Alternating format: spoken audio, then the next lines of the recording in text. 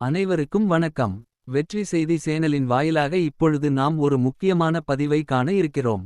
கேரள மாநிலம் திருவனந்தபுரத்தை அடுத்துள்ள பொத்தன்கோடு பஞ்சாயத்து கவுன்சிலராக இருந்து வரும் அனீஸ் என்ற இளைஞர் மேட்ரிமோனி தளத்தில் தனது திருமணத்திற்காக வரன் தேடினார்.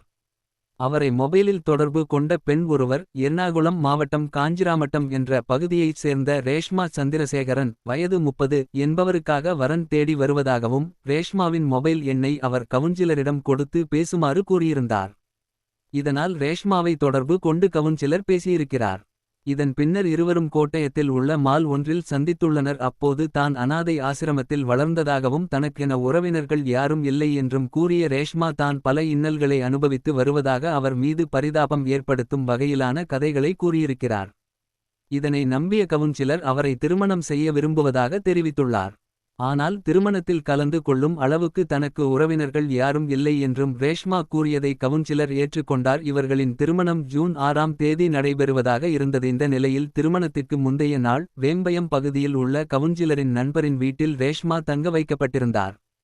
ஆனால் அவரின் நடத்தையில் கவுன்சிலரின் நண்பர் குடும்பத்திற்கு சந்தேகம் ஏற்பட்டது. இதனை அடுத்து மறுநாள் காலை மேக்கப் செய்வதற்காக ரேஷ்மாவை அழகு நிலையத்திற்கு அழைத்துச் சென்றனர். ரேஷ்மா மேக்கப் செய்து கொண்டிருந்தபோது கவுன்சிலர் மற்றும் அவரின் நண்பர் ரேஷ்மாவின் கைப்பையை சோதனை செய்தனர். அப்போது அவருக்கு ஏற்கனவே சில முறை திருமணங்கள் ஆகியிருக்கும் ஆவணங்களை கண்டுபிடித்தனர். உடனடியாக இது தொடர்பாக ஆரியநாடு போலீஸ் நிலையத்திற்கு கவுன்சிலர் தகவல் தெரிவித்தார். ரேஷ்மா மேக்கப் இது முடித்து வெளியே வந்தபோது அங்கு வந்த போலீசார் அவரை கைது செய்தனர். பின்னர் போலீசாரின் விசாரணையில் ரேஷ்மா தான் பல பேரை திருமணம் செய்து மோசடி செய்ததை ஒப்புக்கொண்டார்.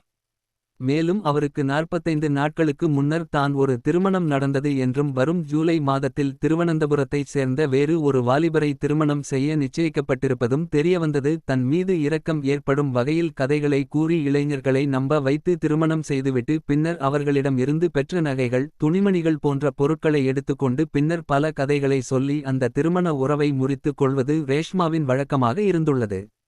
அவர் இதுவரை 10 வாலிபர்களை ஏமாற்றி திருமணம் செய்து மோசடி செய்திருப்பது தெரியவந்துள்ளது.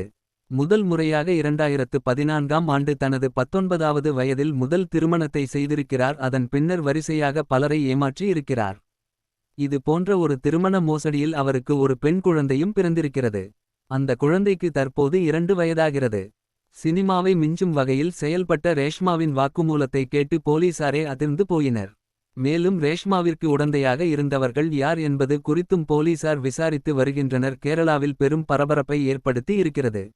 இது போன்ற அண்மை செய்திகளுக்கு வெற்றி செய்தி சேனலை சப்ஸ்கிரைப் செய்து ஆதரிக்கவும். நன்றி, வணக்கம்.